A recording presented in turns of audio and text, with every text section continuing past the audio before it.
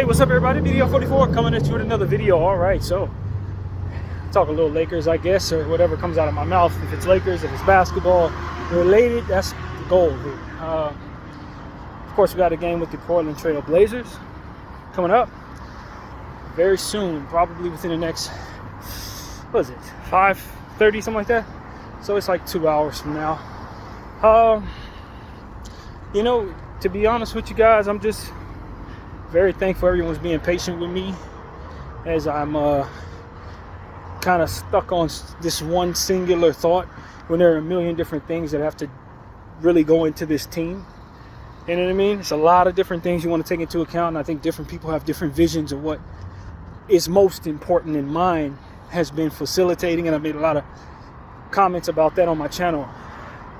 So I'm going to try my best not to be so single-minded as to say, yo, that's the only thing that's going to get us over the hump is if we get that piece and then we're all good. We still need a center.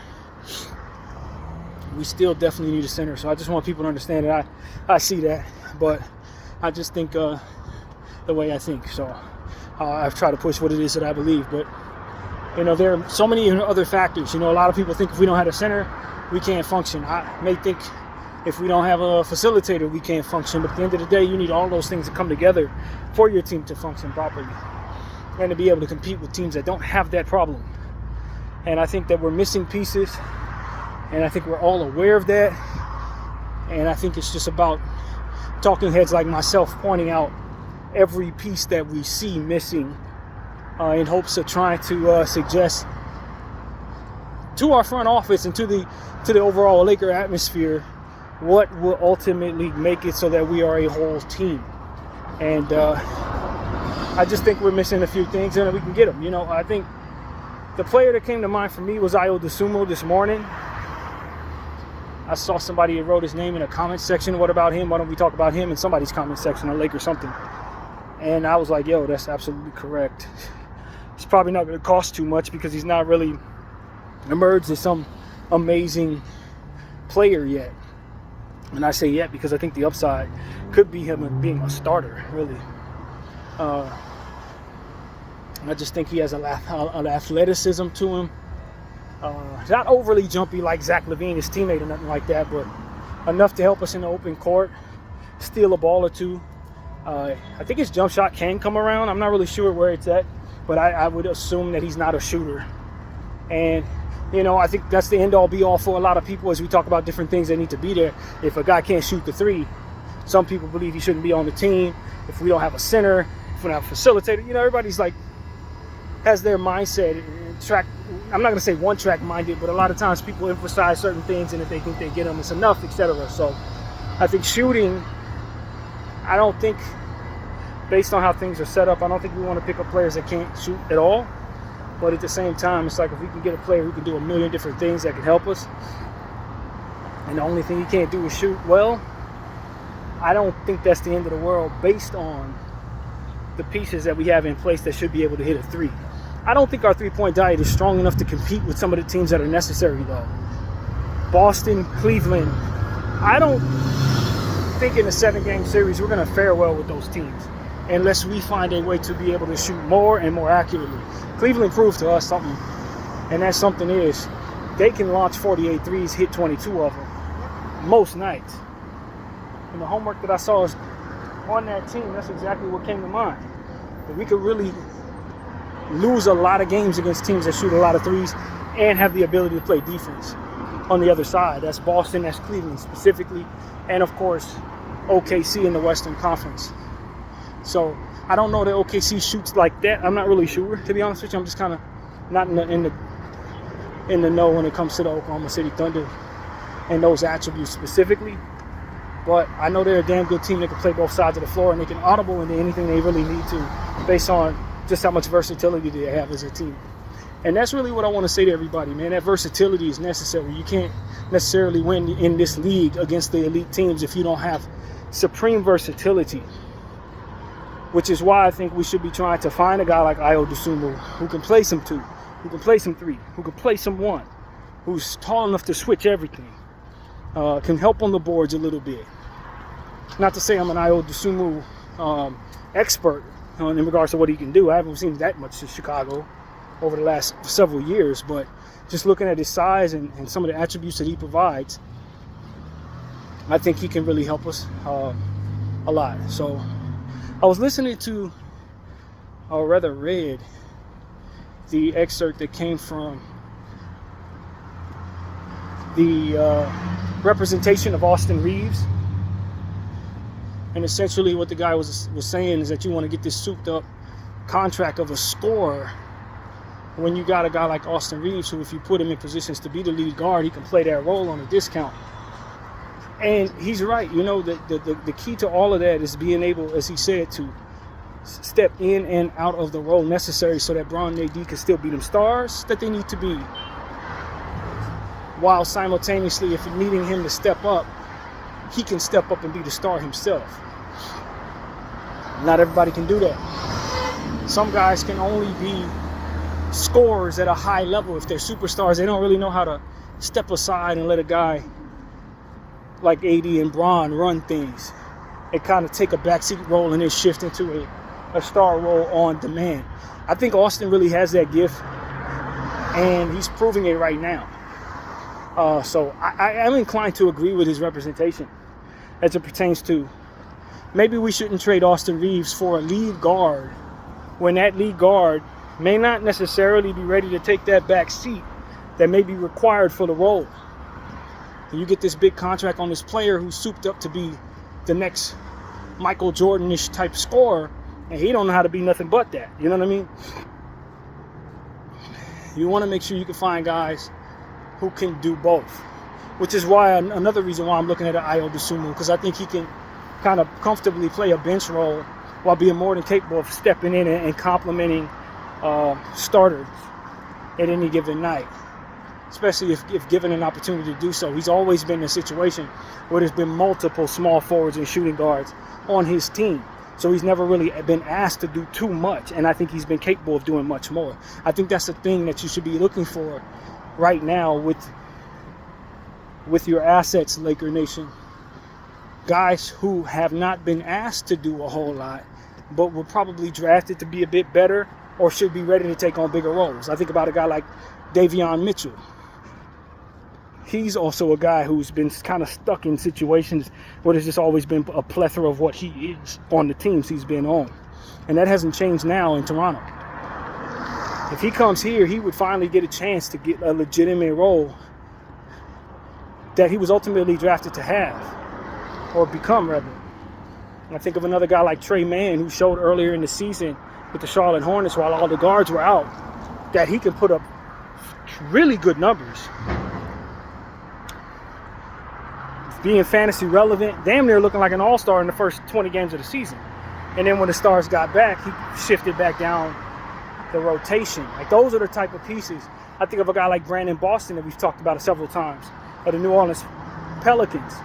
He's a guy who, when everybody was out, was getting all types of minutes. Now has had to shift into a lesser role now that their stars are starting to slowly come back at the guard position. So it's like those are the type of pieces that I'm looking at and I'm saying, okay, we have a bigger role for them, and they're probably going to cost a lot less because they're not the levels that they ultimately will be in our situation. We often talk about not wanting to pay the price for what it is that a guy is ultimately being showcased to be. Like, for example, Dennis Schroeder in Brooklyn being showcased as a starter only to be brought to Golden State and kind of being a role player, and they paid the starter's price. This is like the great antithesis to that, to where you want to find opportunities to pay the price for a guy who's being asked to be a role player with his team will probably have a bigger role on your team. That's why I target those type of players, in hopes that they'll respond well to the extra being asked of them. So, you know, those are just a few that come to mind. I look at the Clippers and I see a whole bunch of role players that would really be helpful on our team. Obviously, I don't think they would be willing to give us anything at all. I would never assume that the Clippers would want to help the Lakers in any way. But I can't help but look at a bunch of stuff that they have and see a bunch of stuff that I could potentially use. And so that's what I want to say. I just feel like the Clippers may have some stuff on their team in terms of role guys, I think of a guy like Kobe Brown. When I think about a facilitator that can help me from the center position or the power forward position, trying to kill two birds with one stone, I think he might be somebody who can potentially do that. Now, I'm not saying he's going to be ready to guard Jokic or nothing like that, but I look at him as like a 6'9 guy, 6'10 guy, who in small ball lineups can be an off-ball facilitator and hasn't yet developed into the role that you would want him to be in down there in Clipper Lane. They're not utilizing him like that. Yes, they're bringing him along, and I think they will intend to use him quite a bit. But while he's still at this price tag, that's somebody I would want to target if I were a team like the Lakers or a team around the league who may need what Kobe Brown does and don't want to have to wait till he breaks out and then ultimately want to pay full price to get him. You want to catch these guys before they break out when they have certain attributes that you know you need. I think of a guy like Jarris Walker in Indiana. Kind of a smaller power forward, but a whole lot of strength.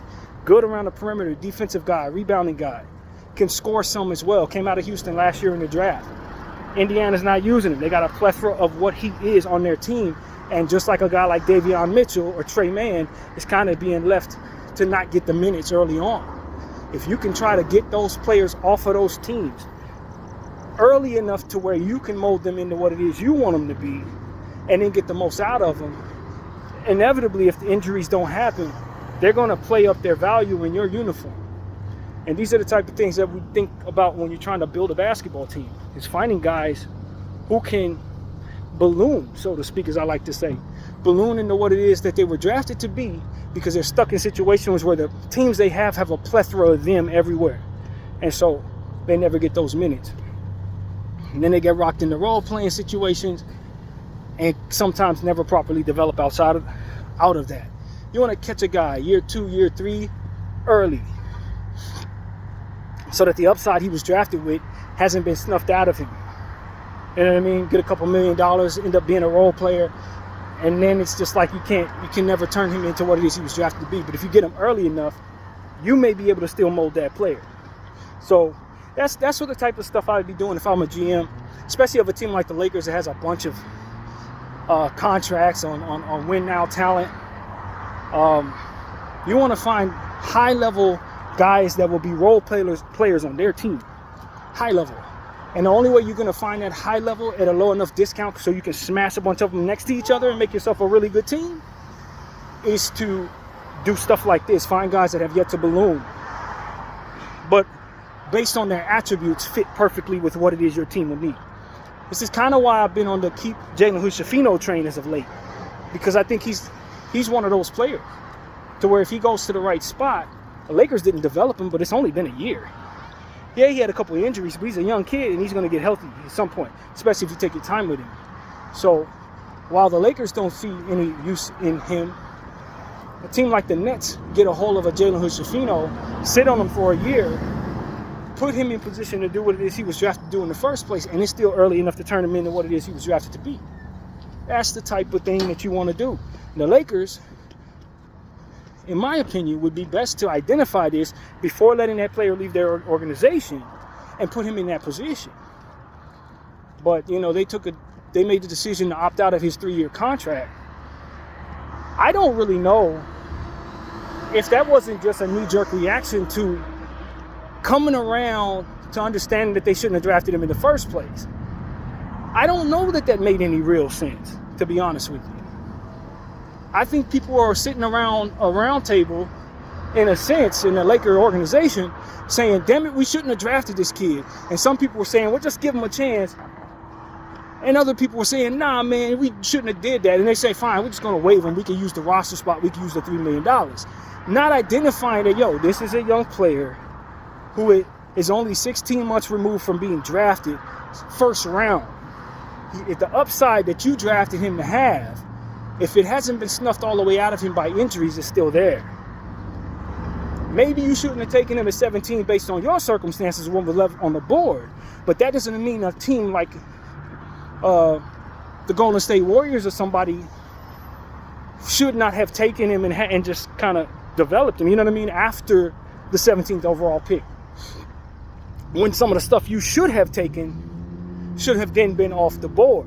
He would have been a good piece to pick up for the Houston Rockets if you would have taken Cam Whitmore. And 16 months in, I don't imagine anybody would say that the value that a first round pick or the upside that a first round pick potentially had is snuffed out of him to the point where he shouldn't even be in the league 16 months later, especially when he was a freshman when he was drafted out of college. So for me, it's like, this is how the NBA ends up screwing up, man. They don't identify it because they're too busy trying to give old guys roles and identifying old guys that still got it. They end up doing this stuff to the young guys, and they don't develop them properly or end up sending them overseas where they end up being superstars in China, you know what I mean? As to where they would have been a good role player on your team. So it's like, I just think that the NBA got it kind of backwards, and I think a lot of that has to do with wanting to play these teams, these players who they've paid. You know, I look at so many different teams and I look at the rotation spots and I see guy from 2010, guy from 2012 who was always a role player then. And they still want to keep recycling this guy. And we talk about this a lot. You know, keep picking him up, putting him on the back of the bench. He's eating a roster spot for a developing player. He's taking a spot from a G League guy who could develop into being a high-level role player if you just give him a chance. But because you want to keep this guy around, he's not getting his opportunities, and it just tumbles forward to teams not being that good. And that's why I want the Lakers to kind of hear me when I say we don't need to necessarily go that route at all. We have a guy like Jalen Hood-Schifino who other teams would be wise to pick up and hash and let hatch, so to speak, like an egg. We need what he does. How about we just shift back into the understanding that, yo, since we got him, we might as well develop him. At the very least, he can turn into a very solid backup point guard. And in being a very solid backup point guard, maybe help your team in some areas that ultimately you need right now, especially as a big body guard. It's not like he's 6'1". So I think most teams should be interested in picking up Jalen Hood-Schifino. You can get him at a buy low discount. He's a first round pick, just 1 year removed. And I think that the team that he's on doesn't value him for reasons that are probably misguided and ego-driven. I really believe that. And that's unfortunate because I'm a fan of that team. But there's still a chance. There's still time. They can still get this right. They haven't traded this player yet. But it looks like they're about to give up on a homegrown point guard just because he probably shouldn't have been drafted because better stuff was on the board. So, I don't know, man. I don't want to do that. I really don't. I think that this kid should be given an opportunity to develop. And hopefully he gets that somewhere, if not here. And hopefully we don't regret it, even though based on the type of decisions that we made in this regard, we most definitely will.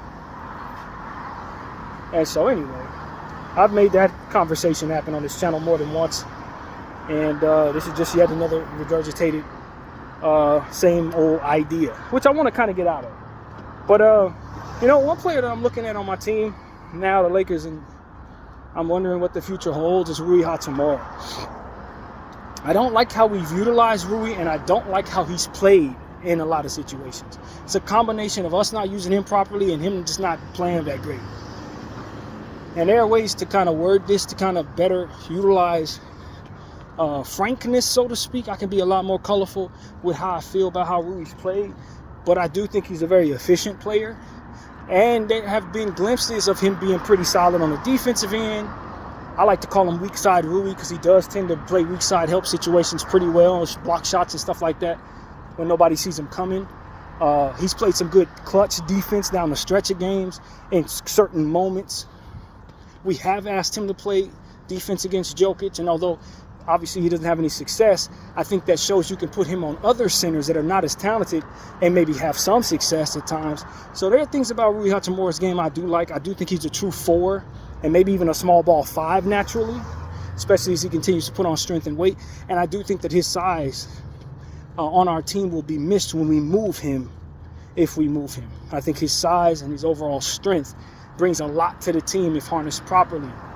So there's a lot of things about Rui that make me want to say I believe that he can still be a high-level guy for us as a role guy and a pure scorer. And I do want him to continue to shoot a lot. I think that when you have a high-efficiency scorer like he is, capable of hitting more shots than he misses on most nights, you got to give him about 10 to 12 attempts a night. And I just don't think the Lakers have been ready to do that for whatever set of reasons. And I think that that's kind of what takes away from the best of Rui, leaving us with the worst of Rui in other areas. You only have him attempting 4 shots, and then we're left with the rest of what he does, which ain't really that great in a lot of cases. So that's what I say. I think you give him 12 shots a game, you run plays for him to get looks and mid-range jump shots, 3-point shots. I don't really love him driving at the rim at times because his handle is not very good right now. Tends to get stripped and stuff like that in those situations, but he is a big body who, if you get him the ball in the dunker spot, probably can do some good things. He does power jam pretty well these days. He's getting better in that way. It's pure offensive talent with some positive defensive ability at times. So it's like, I don't hate him, but it's just like, for me, and I've said this yesterday in my reaction video or the day before with the Cleveland video, I just don't think he's all that sharp out there sometimes. I just don't think he plays very intelligent basketball all the time. And I don't accuse most of our players of really having that problem, to be honest with you. We have some pretty heads-up guys for the most part. You know, sharp. He's not that at all for me. And that's what frustrates me. He can do really good things, but he has to be taught where he's going wrong and learning how to react better in the moment to certain circumstances where it requires him to think. You know what I mean? Literally. That's the best way I know how to say it. He's got to get better at reacting in the moment. And I think that comes with more reps, more opportunities, for which he hasn't been given a whole lot of. So I still look at him as in his development stage, even though he's been in the league for about 5 years. I think he's only actually had about 2 years worth of real consistent experience. And I just find myself a little frustrated because I want more out of him. A lot more out of him. So that's what it is for me. I'm concerned what happens when we move Rui for a smaller player. That's what I'm concerned about. If we move him for somebody that's a bit less strong, how does that affect our basketball team in a negative way? And I got a feeling it's probably going to be substantial. And that's what keeps me on the, well, if I don't love what I'm bringing back for Rui, I'm probably not shopping him type attitude. That's what I'm saying to you. I can live without some of the mental lapses if I can't get back something that I absolutely appreciate for his value. You know what I mean? Something really good. I'm not willing to throw him in just for something solid, because I think that he provides a great deal of strength to our situation, a comparable body to LeBron. If LeBron goes down, you could shift him into a pure scorer role that gets 30 minutes a game, and I do believe he can have some games where he goes for 25, 30, maybe even 35 points with consistent looks. I think that. So I think he's a piece you just feed, and I don't think the Lakers have figured that out yet. And maybe the team that he ends up on next will just like literally feed him. And you're going to find out this dude can score, man. Like really score. And we've kind of screwed that up a little bit with how we've utilized this piece. But yeah, man, that's what I think of Rui. I really think that. I wouldn't be surprised if he has some really big games in his future. 6 years, 5 years down the road. I wouldn't be surprised to see Rui Hachimura have a 50-point game. Because when you look at the efficiency per shot, that's what's missing. It's just the volume.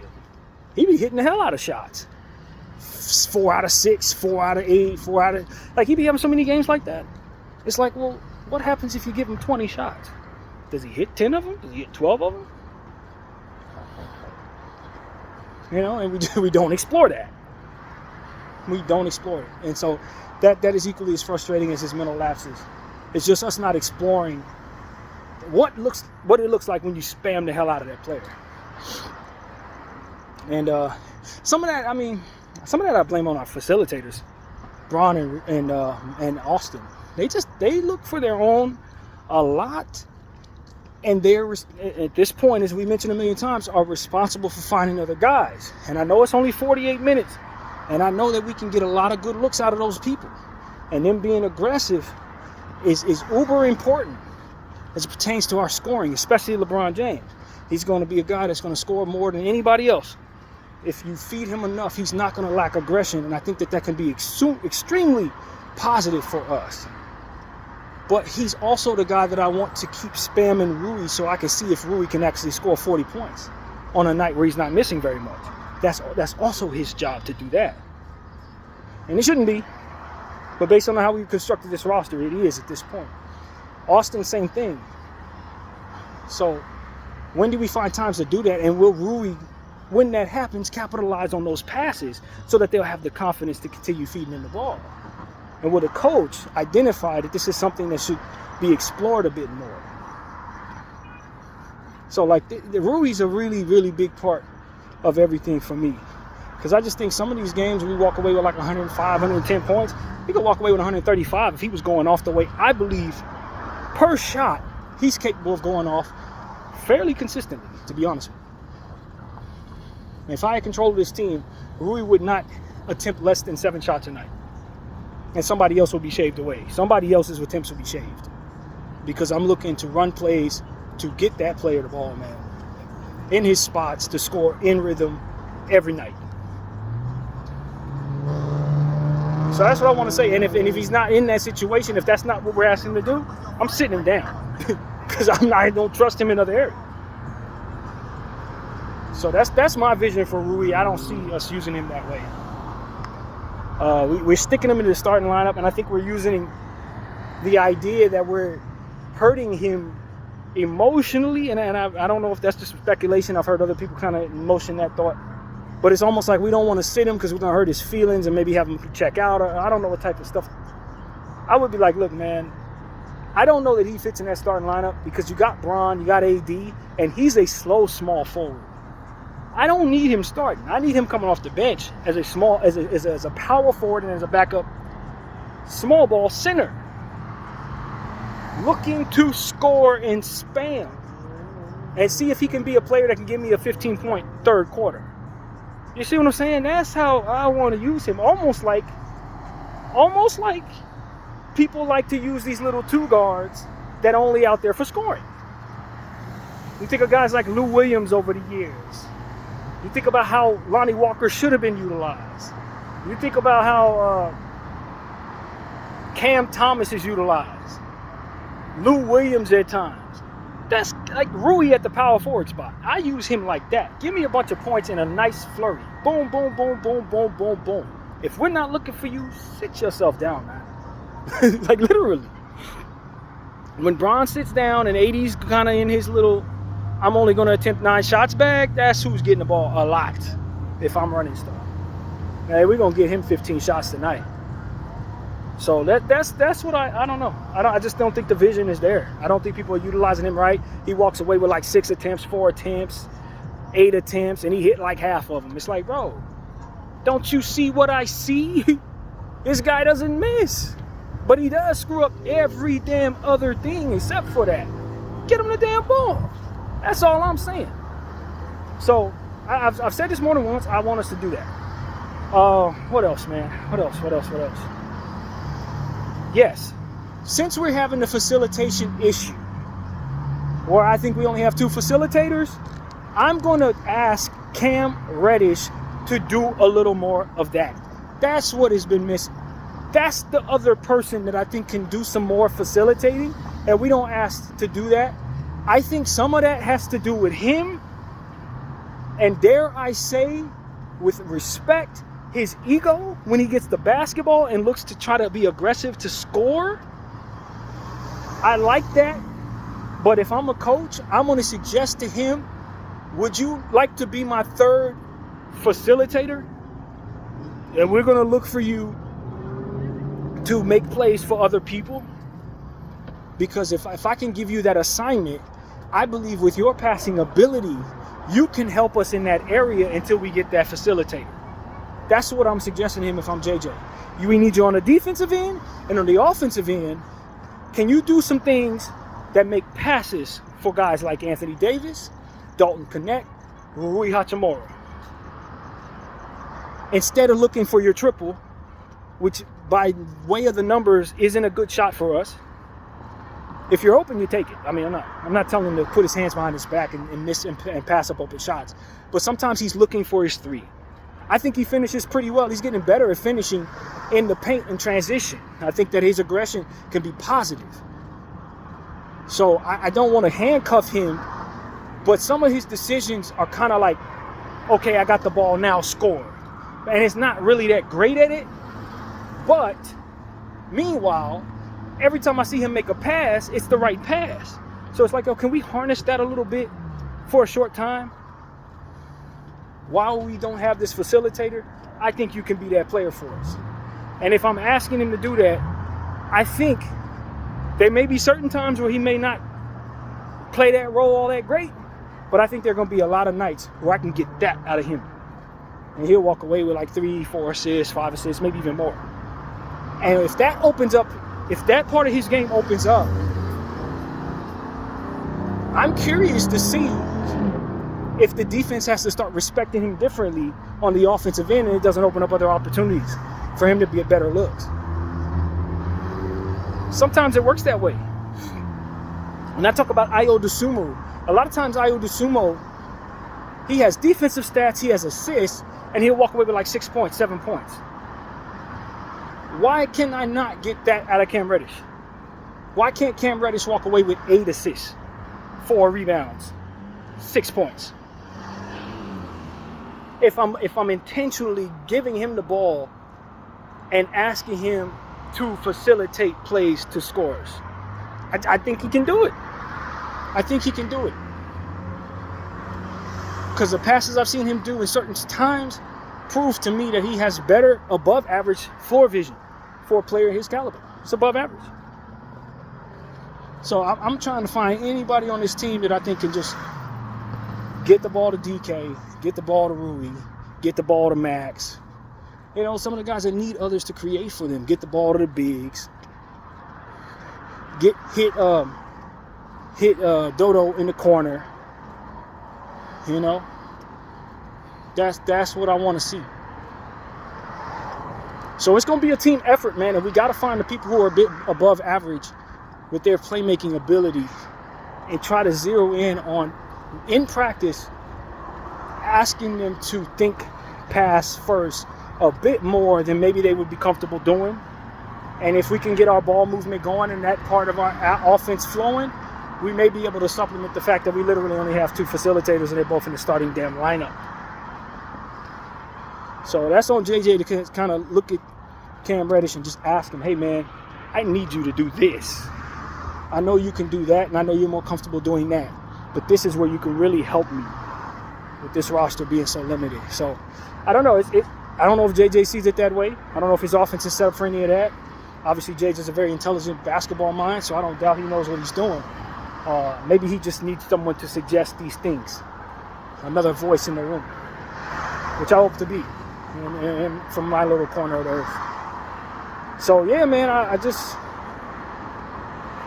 think we can make do. I guess is what I'm saying to you. We can make do. There are ways to make do. You may not always have what you need. It may not be an ideal situation. But if you can find guys who show glimpses of being able to do certain things in certain areas, you can make do. And if you ask them to do specific things that need to be done, it may take a little while for them to get comfortable doing it, but after 20, 30 games, they will be comfortable doing it. And that's really what I hope for. I hope for that. So that's really what I got to say, man. I think the NBA has a plethora of players in role-playing situations that are at a discount that should be able to help with what it is I'm most concerned with in that way. We can find another facilitator if it comes down to it with a second-round pick or 2. But it may require us to pick up some guys who have yet to develop may require us to take a chance or two on some people. And if we do that, maybe we can double our investment and fill that need. So that's my point of view, man. I think that, and shifting into a different thought, I look forward to the return of Jackson Hayes. Since we are sitting Koloko with the two-way contract, we have yet to create opportunities to call up guys full-time because we don't have the roles, the roster spots rather, which is it's a little frustrating. But I also look at most of the players we have and see them helping us in some very key areas.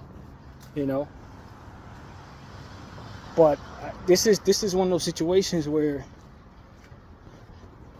I gotta ask LeBron James something. Are we gonna play your kid more than 50 games this year? And if so, when does that start? Because we are limited to playing other players that we could utilize more or need to utilize more, less than 50 games, so that your kid can have a full-time roster spot and play most of his games in the G League. Again, just bad strategy. You have the leverage to demand this, but the strategy was backwards for the functionality of your unit. And this is what we were trying to explain when we were giving him that 4-year deal and a full-time roster spot. The roster is in need of certain things specifically so that you can play games at a high enough level as a team. The presence of your son eats away at the possibility of us being able to fulfill certain needs of this roster. And I think I've pointed that out in certain areas here. It's not that I don't want Bronny on the team. I'm very happy with Bronny in the G League. He's going crazy. I think he's going to be a future player for us, maybe at a high level. But for the time being, year one, would it have killed us to put him on a two-way if he's not going to play but 50 games anyway? I just think that makes so much more sense. And if we can get that done, will we not be a better roster for it? That's the question. Will we not be a better roster for that? So like sometimes people use their leverage and they want to secure their bag and they want to secure what it is they feel their namesake demands. But does that not end up hurting you on the basketball court? And the answer is, yeah, it does. And so that's what I'm saying, man. I think the Lakers kind of hurt themselves in regards to what it is we can do, because we would have players that can do these things for us. We would have them. But what are we going to do? Hey, friend, what are we going to do? You know what I mean? We got the kid on a full-time contract. He's a good kid. He's a talented kid. But is he going to help us? Hey, friend, I don't know if he's going to be able to help us, but I know that the players that we need on our team are more or less not available because we have a player who's not being utilized fully, eating up a roster spot without actually helping the team. So that's what I'm hopeful will change for ourselves. And if we can do anything about that, I think it would be better for the functionality of our roster, so that we can pick up the Markelle Fultz facilitating piece, so that we can trade for two guys that can ultimately fill our spot, so that we can have the roster spot to call up Koloko so that he can play full time for us. Or you know what I mean? These type of things. Quincy is also somebody I'd love to see the Lakers give an opportunity to with more looks. He's not getting any looks in the big leagues. When are we going to start utilizing his 50 games? You know what I mean? Especially while we're out of this facilitator. Does he not facilitate some? I think he does. He can definitely stretch the floor and play some point of attack defense. He's already proven that in the preseason. And he's shown us that he can do things at a high level in the G League as well.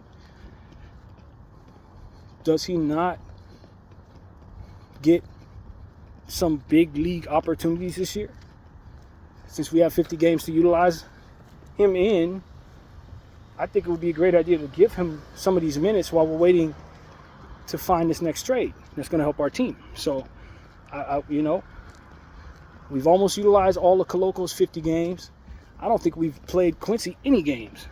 So he should be about ready to get some run up here with us. Quincy Olivari. So, can he not help me in the area that I've been talking about? So, you know, the Lakers got some things to really sort out, man. I don't know what they're focused on in the front office right now. And, you know, I just want to be a talking head that's providing something else to the conversation.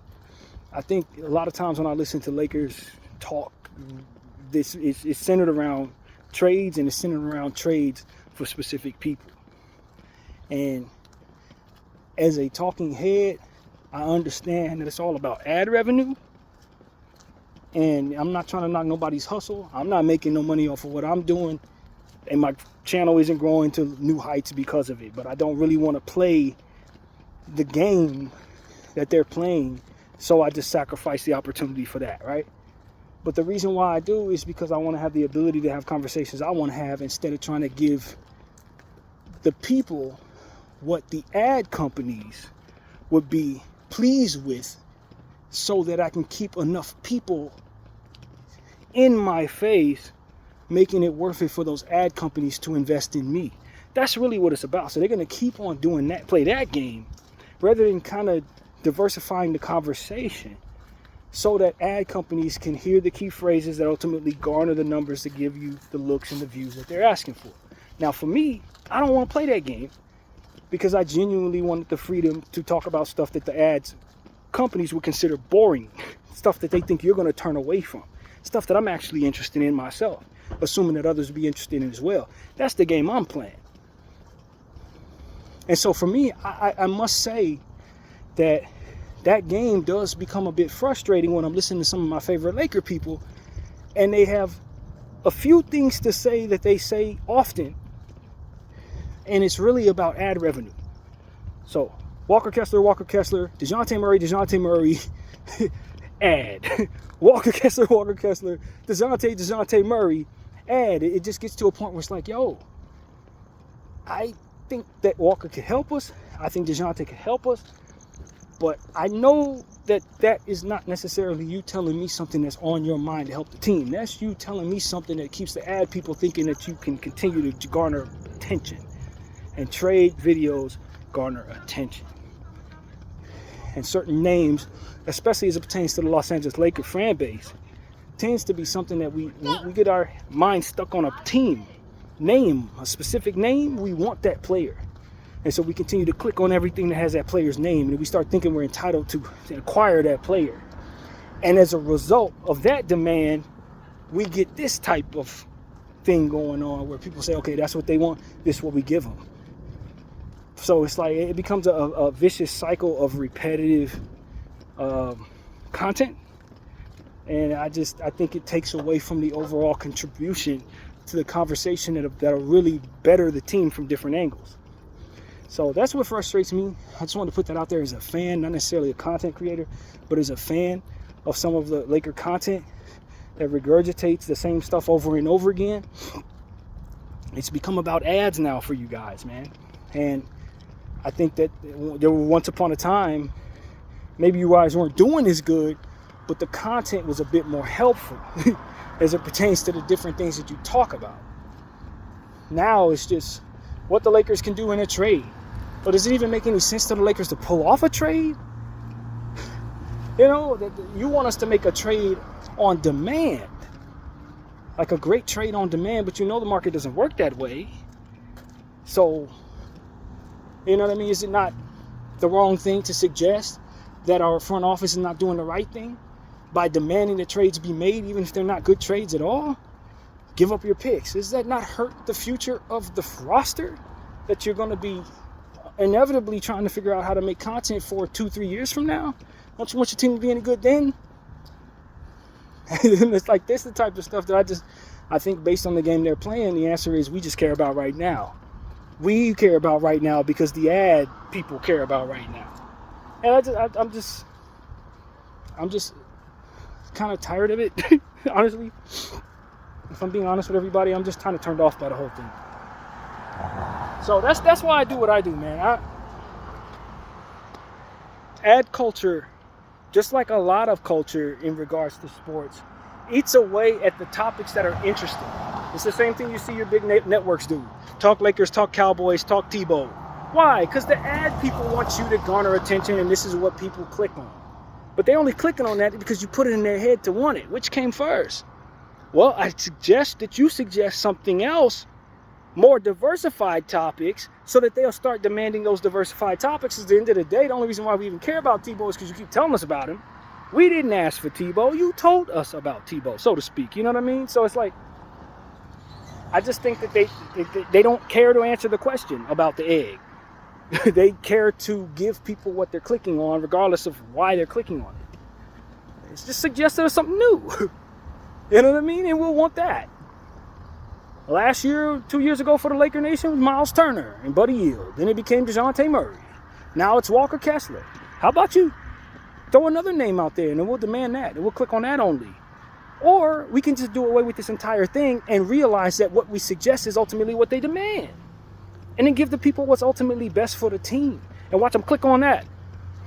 BDL 44. I thank you all for watching. I'm out.